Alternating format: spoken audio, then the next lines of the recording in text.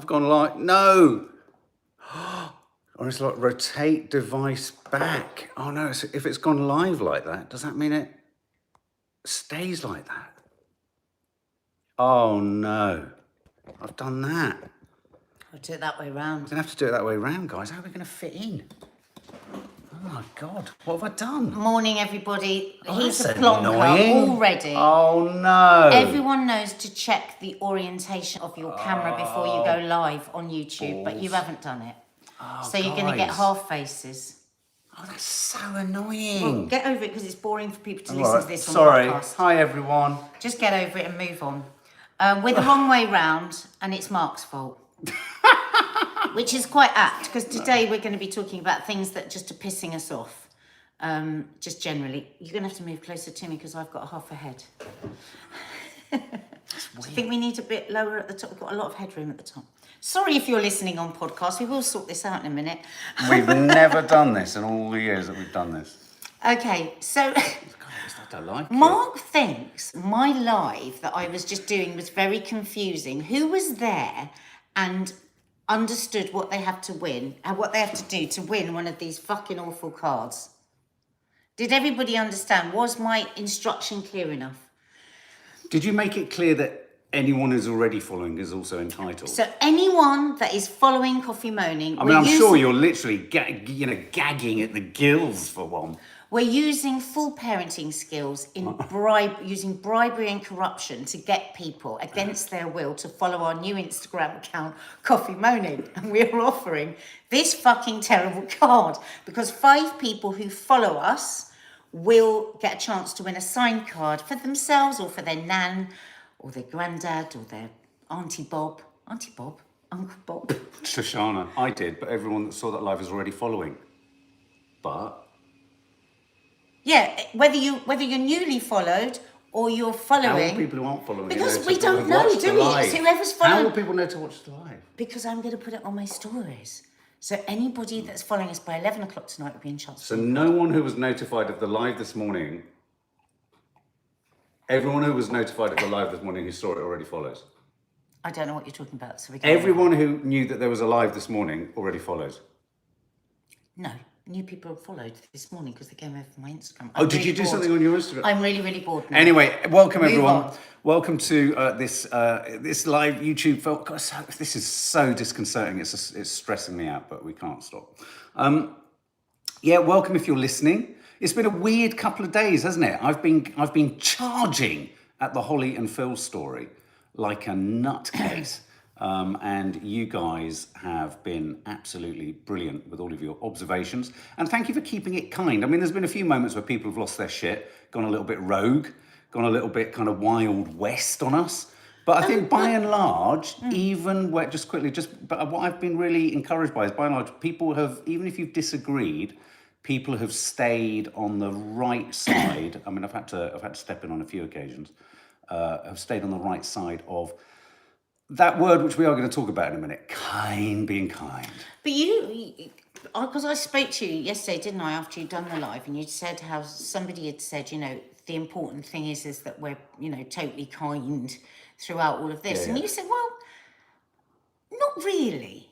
You don't have to be unkind, but it's okay to question. It's all right to ask questions. In a rigorous way. Yeah. And I feel that kindness and the be kind movement is sometimes getting hijacked by people that have no understanding of the word kind. Like some people, we can think of people we know actually, that never believe anybody's kind, and we're convinced the reason for that is they don't actually know what it is. And that's not necessarily even a criticism. I think some people don't. I think kindness demands a certain amount of self-awareness. Well, a huge and amount awareness of others and empathy. And some people just, I think. Sorry, it's hard, isn't it? And I think. And the position. and I think be kind. And I think the danger with talking about kindness and who is kind and who can be kind and who isn't kind and all that kind of stuff is whoever's talking about it ends up sounding like a supercilious wanker.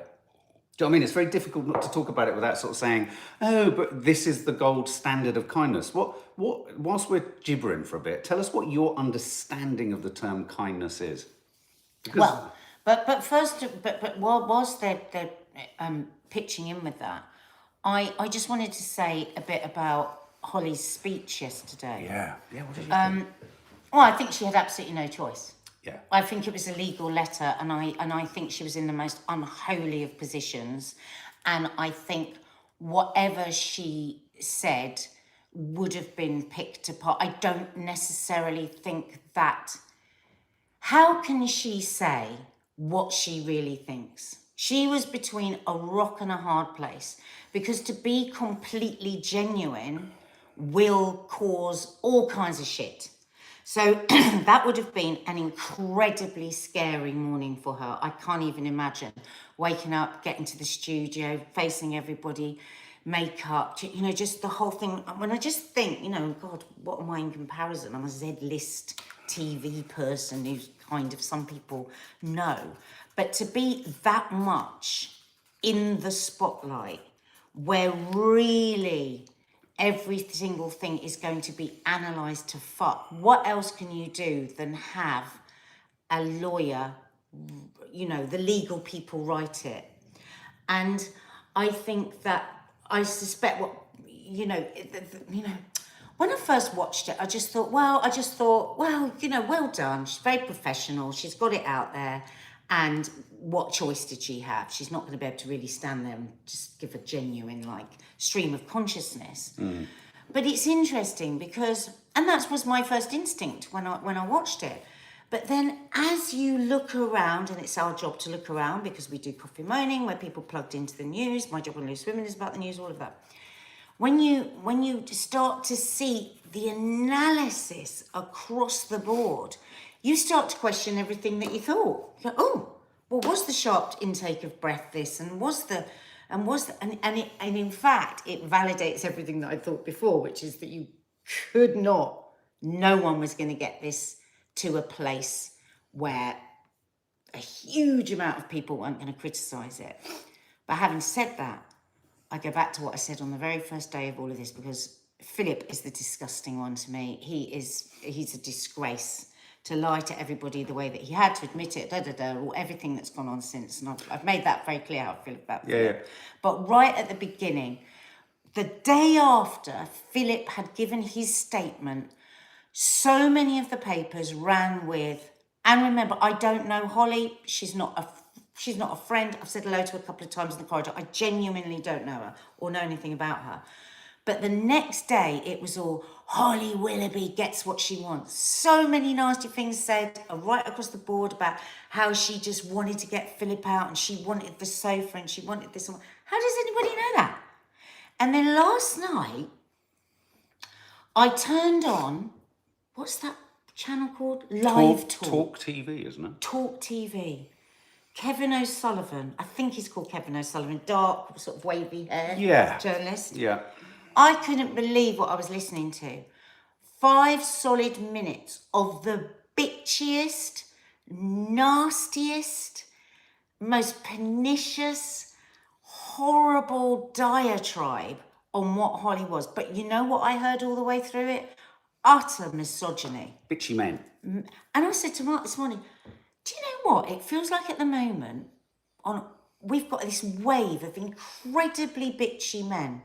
I don't hear women, but you know what? He did this diatribe for 5 minutes. Then he crossed over to these 2 fairly young people that you would think, and they went in with full-on bitching, and then he grabbed the reins back because he hadn't had enough, and he went off on one again. And I think this kind of bitchiness distracts from what the really important questions that need to be asked and answered about power. There's some really good articles around yesterday, Independent, somewhere else, Sunday Times, talking about how we mustn't muddy the water here. We must understand that the power difference. When somebody's going, but what about this age? Was he 20? Was he 21? There is a massive difference to how somebody that has all the power and all the glitter and all the stardom deals with somebody that is beneath them. And in our business, the runner is just like the bottom of the tank. And many people in this business treat them like that as well. It's disgusting how some people... I am not one of those people. I love so often to have chats with runners and find out actually all the amazing stuff that can often be going on in their head. But a lot of people dismiss them. So the power balance is massive. And to just say he's a consenting adult or all of this, I find that all really uncomfortable because I don't want to get away from this question about workplace affairs between bosses, and not just in show business, but in any Power balance. the power balance. It's really important to keep having that conversation. And there were some really great articles yesterday of people talking about when their boss suddenly goes, my card behind come on, you've got a real future, and patting their bum or whatever. And that goes on no matter what businesses it is right across. And this is an important moment, and it is one of the... It does, Ross. It is one of the difficult things about working in TV, and we all know that. There are huge bonuses to being in showbiz, of course there are. But also, when you get pulled down and when there are questions to be answered, it's massive because it goes everywhere. And I think this is a moment where we can talk about that. I agree. I mean, we haven't really had a chance to talk about if I ask anything you don't answer it, I totally understand you don't want to answer it. But I mean, do you feel that the narrative... Do you feel that there's something artificial in the narrative? Do you feel that talking about toxic kindness and the use of the word kindness and how be kind is being when bandied around? Piers Morgan says be kind. Most specifically, I want to use the example of, and I talked about this yesterday, about what seems to be a massive disconnect between Piers Morgan. Let me just I just want to say something about Piers Morgan. When he says something which isn't about someone, but is about something like an institution, hang on, it's about an institution or it's about the workings of something, I often find myself incredibly agreeing with his analysis sometimes of certain things. And I think, oh, wow, what? Yes, you're applying this. Yeah, he's so smart, of course he is. But when you're thinking about that, and you and then I get perplexed because I think, how can such a clever brain become so sort of blinkered to what seems to me an absolutely unjustifiable discrepancy between his essential public trolling and persistent trolling of, say, Meghan, and others, and then saying that after a week we need to lay off Schofield. And I think this is where I do feel you're right. I think that's where the toxic kindness in the title comes from. How being kind can be harnessed and hijacked and then used. And I'm not going to talk in too much detail about this. I am, despite Caroline Flack's mum saying what she said, I am still and forever will be, and even, to be fair, Piers Morgan said this, uncomfortable with the way in which, say, the Caroline Flack story was used, I feel, to silence not nastiness, but to silence any questions. Any questions. I think to ask questions is all right. And I know lots of people, huge numbers of people, and the number is going up, and of people who are saying, not apologists for Philip, though I think there are many, or people saying lay off. He needs to do one of two things, which I think he started to do, which is stop popping yourself into the public eye. Don't keep giving quotes and all that kind of stuff. But also there are some, he has to understand that to have resigned about something, which is obviously something more than simply what he's saying it is, because otherwise you wouldn't have to resign, means that people are going to ask questions. And you can't stop people asking questions by saying, that's not very kind. I think I was really uncomfortable with invoking Caroline Flack. And of course, this is, the mother is, she's lost her child. I didn't like that. But I wonder if why he keeps giving quotes and stuff is because actually he will miss the attention. To be on telly every day and it's very difficult. It would be very, very difficult what is going on for him. And I think, always be mindful. A very real adjustment. Trolling of him and constantly looking for something else nasty is very different to a proper investigation. People that have invested in watching the show for decades and invested in the channel want questions answered. Now, we're going to have this, what is it? Not investigation. What are we having? The inquiry. The inquiry. And let's see what happens with that. But like you were saying yesterday, he really can't expect that he said all of this and said, right, now can everyone just stop? Oh, Because that's not going to work. but other people are doing that bidding for him. But just on what you said about Piers Morgan, how can somebody who is very, very smart, and it's a shame, I can think of another person on television that's a big name that I think the same about, who is very, very smart, and I'm constantly disappointed in this person as well, because I think, oh my God, there's so much about you that I just think, wow, that brain, and the way, and then you'll say something that is so privileged. It's your privilege that allows you to pick and choose. You know, when Piers say this, he's talking about the circles that he's quaffing champagne with. He's talking about... I've made a note, Joan.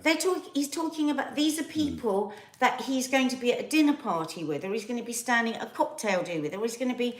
And so they seem like real human beings to him. This is the nature of trolling. A troll doesn't understand, has no concept, some of them, of actually what they're doing to people. And it's like a sport. It's like a game. And I don't like it, because what it does is, it in a way, it makes decent people that want decent questions answered grouped in with them. Yeah, no, I agree. And I think that when somebody that can be as toxic, that asks other people to be kind to his mate, then I lose. It's like, how can you call yourself a smart person and not think that we're all going to go, hang on a minute, all right, oh, okay, we can be kind here, because he might have... I mean, Philip himself dismissed Meghan's mental health, claims or whatever you want to call it. He dismissed those himself, and yet people just expect that we're just going to just buy what they're saying now. And I think, we talked a lot yesterday. I would imagine for Holly yesterday, that was a pretty horrific... She's had a pretty horrific few weeks. I tell you what I'm surprised by, though, by the Holly... I mean, I think we were one of the... I went live straight after it. I think we were one of the first things to go sort of live-ish and talk about it. And I was surprised afterwards. I didn't go in for the boot. I didn't want to, necessarily. I didn't feel I needed to. I thought it was very short. I thought it was very to the point. I mean, if I'm honest, I'm surprised how much... hostility there's... I mean, a lot... Here's the line that I'm really surprised by. She's thrown her friend under the bus. That's the bit... But she can't win, can she? No, I don't understand. Because if she'd supported him, everyone would have gone, oh, it's just disgusting. She supported him. Yeah.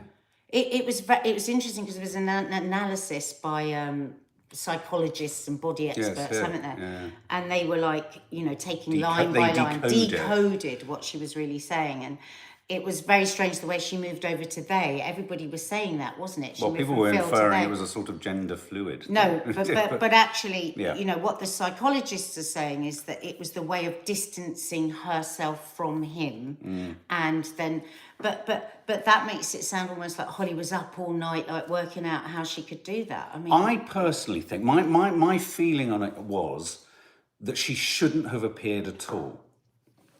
What do you mean? I don't. Well, because whatever she said... Do you mean she shouldn't have spoken about it? Yeah, she shouldn't have appeared on the show. She shouldn't have been on the show. I don't think she should have returned to the show. What, at all? Not until everything has been... Not until the inquiry has been done. No, because I think whatever she ended up saying will be read in the way that people simply want to read the story. Yes, but if she hadn't have been, everyone would have said she's hiding. I think the big thing here is, and we know this because we work in television. In television, everybody thinks that this world that they're in is the world for everybody. So whoever it was, legal people, whatever, I don't know, who wrote this speech. Well, she's saying she did. I think let's just be clear. I think she will have written it, and it will have then been passed through the filter of a lawyer. That's what I mean. Of course she will, and then they would have put it through the filter of a lawyer. But I think why the public found it so... the vast majority of people hated it. So difficult to take was... It's not that big a thing for them. They've got huge things going on in their lives. For people in the public. The bills. For the public, yeah. And so I think... all this picking apart and the analysis of the intake of breath. She probably really did go, she'd probably shit in herself, let's be honest. And so people have gone, God, sharp intake of breath, oh my God, do you know what I'm going through in my life, blah, blah, blah. That's what I mean. I don't think she should have appeared to protect her. I agree. Damned if you do, damned if you don't. There's kind of no-win situation. Yeah. But I think my advice to her, if I was her agent or if I was on the editorial, I would have been, I think we need to hold her back. She's going to get flack, whatever. She's going to get flack for whatever moves she makes. But by going on and saying something where the story could have moved along a little bit further, a little bit more could be known, I don't know. I after the event, I am surprised by how hostile the vast majority of people are being. And I'm also really surprised. Remember, so many people online. No, but I'm also really surprised and disappointed by the extent to which people are using the line, she's thrown a good friend under the bus. I just think... Oh, I mean, they went on. I don't understand that, because he's admitted that he's done something wrong. And I think what everyone seems to forget about this story is, and this is really the nub of it, if I see another tweet or something that says it was a consensual, hang on a minute. The power balance hang on, is we're crazy. Not talking about whether it was consensual when it happened at the point that happened. We're talking about the context, the build-up, and why did he resign then? No, but can I just say something on the again? I just want to reiterate, I do not know Holly. I've waved her a couple of times in the corridor. I really don't know her. But I think there's misogyny is at play big time here. So she's thrown him under the bus, right? He's not thrown her under the bus. I mean, don't get me wrong. Philip will know famous people, at that level, know exactly how things will be picked up by the press, right?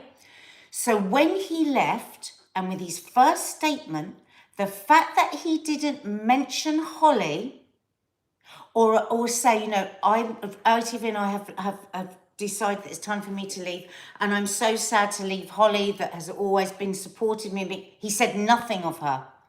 That was throwing her under the bus. It's interesting, isn't it? I'm telling you now, because that's where it started, because he should have wiped the slate for her.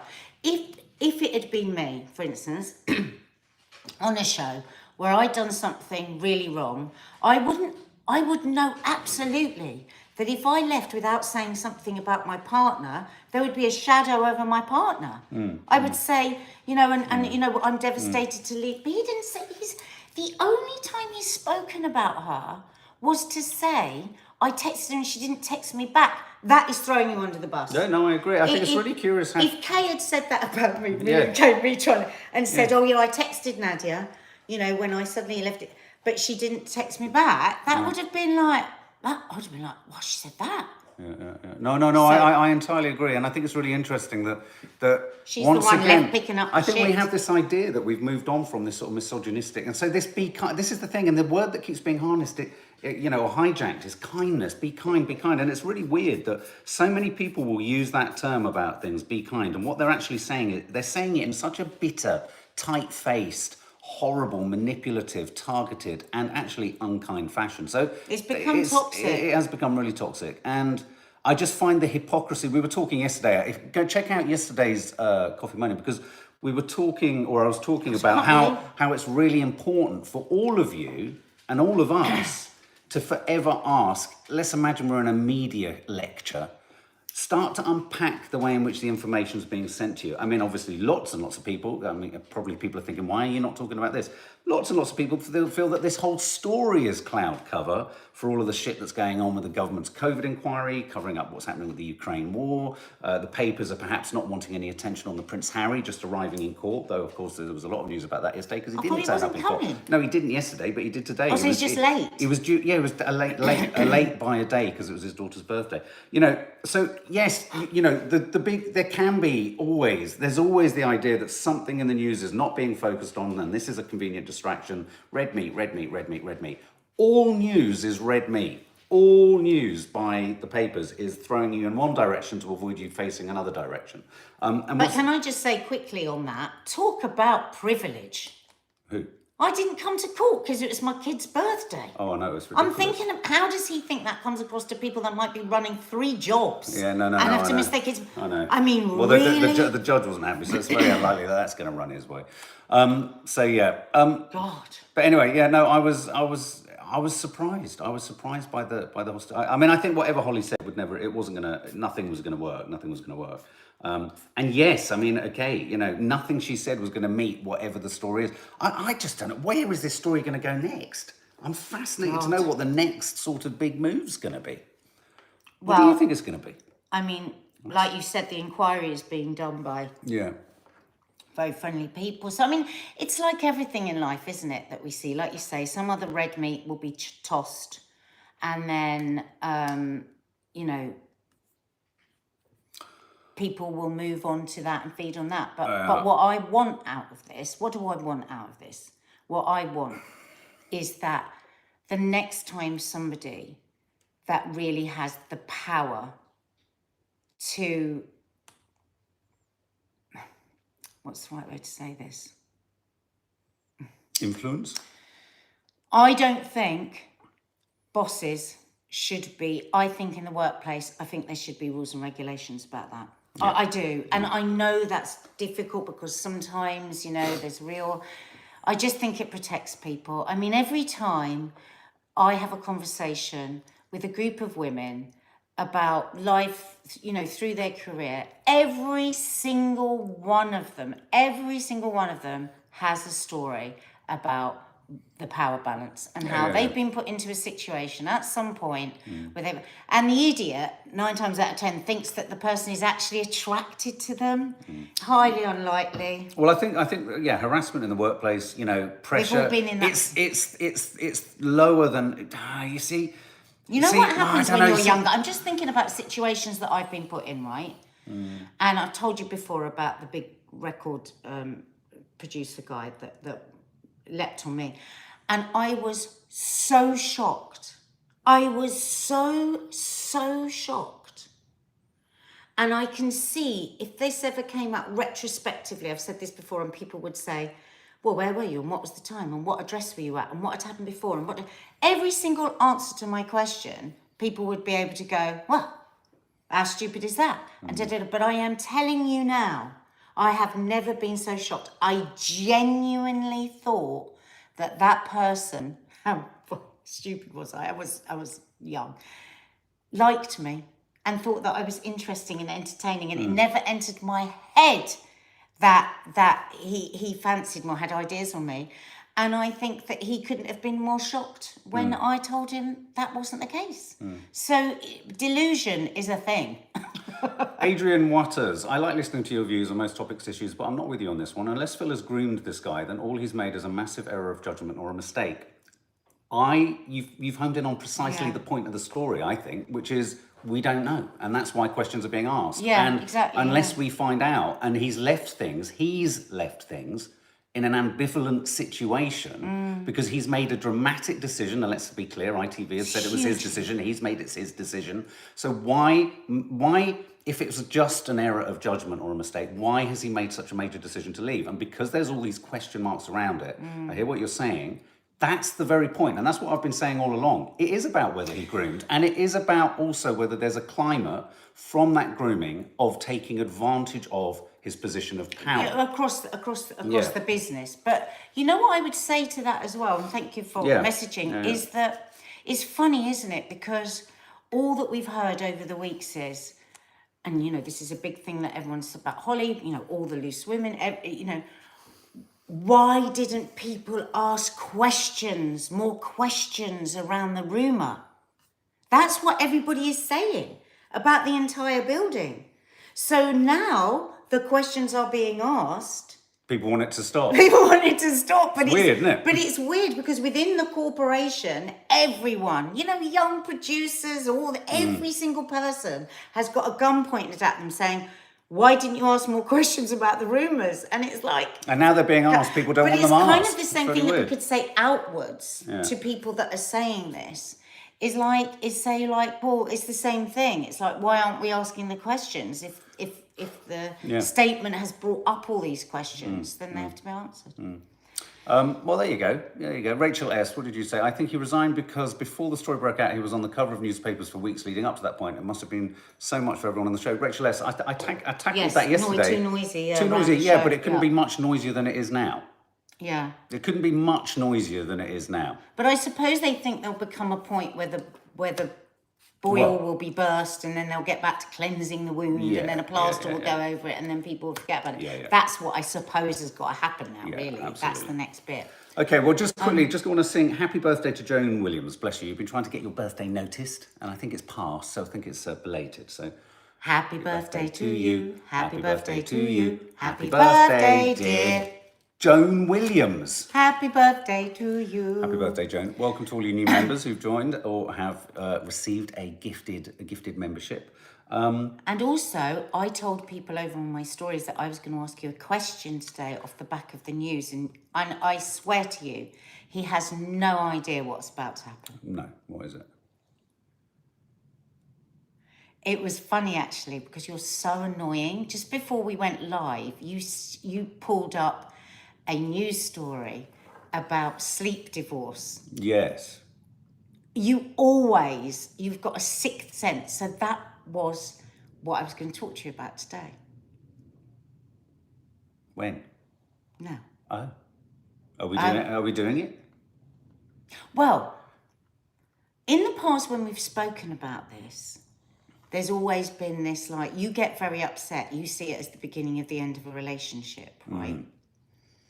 But the article today is more and more about how positive this has been for people in relationships, right? I snore. Well, you did the other night. It was loo really a lot. badly. You go to the loo a lot. Right. We are waking each other up all the time. Right. I think we need a sleep divorce. Right. But that doesn't mean divorce. I'm not saying it. And if you say it, I will never speak to you again. Happy birthday, Brenda. Sorry, there's a happy belated birthday to Brenda as well. Happy birthday, Brenda. Happy birthday, Brenda. We'll sing to you in the end. Okay, what are you wanting me to do right now? Just agree? Are you making this too easy? I thought you'd be all like in a state. I don't like it. I love this. I don't like it at all. What do you think about it? I think it's the beginning of the end. I think it means we should really go to couples counselling. I do. I mean, it's kind of like... but like to take all that kind of heat out of it and to Hang on. And to think about the fact... Phil Collins singing Separate Lives. Steph, I like that song, actually. But if you think about it, look at us today. We're so different to how we were yesterday because we were exhausted because we woke each other up. Can I just make... Okay. Right. I don't want this to get surprisingly personal. But... No, it's not going to be about... I am more saddened about the idea that when we do go to bed together, you have your headphones in and we rarely even really sort of lean over and sort of kiss goodnight. Hang on a minute. So, because now you're pissing me off. No. Right? Hang on. I haven't had a chance to talk. No, shush. You keep saying about me putting my headphones on. Headphones I'm elsewhere going to is finish fine. this. I know it's about your tinnitus. It's about the going to bed process. So annoying. I wouldn't have a problem with sleep divorce if there was a nice moment of connection before one headed off down different corridors in different directions. You are really, really annoying me now because you are moving into an area that I didn't want to move into. Which is what? I'm not moving into that area. What area is that? It's obviously not the bedroom. Because that's the area we're moving out of. I don't like it. I think it is a sign that it's the beginning of the end. But I think there are other signs that there is the beginning of the end too. That's what I'm saying. I hate you. Well, you want to have the conversation on your terms. No, I don't want you to lie. I'm not lying. Mark, what am I lying first about? of all, I have screaming tinnitus. I want to give you tinnitus for one night only and see if you can sleep without noise. I'll take anything you're willing to give me. How are you going to give me it? I'm going to make a sound and I'm going to tape it and I'm going to lock you in a bathroom on your own on a bare cold floor. God, everything about this sounds wonderful, actually. This is I'm great. going to make you listen to it all night. Yes. And you will not get a wink. If I don't have noise in my ear, I cannot sleep. right? And to say that we don't cuddle at night really annoys me because we always do. Just because I lie on my left-hand side, because I need my earpiece in my right-hand side so that I can still hear you. I've still got tinnitus in the other ear. I genuinely believe, and I'm beginning to feel this is more a how to stay married moment, maybe. I genuinely believe that you start to factor out the potential for a cuddle here and a cuddle there.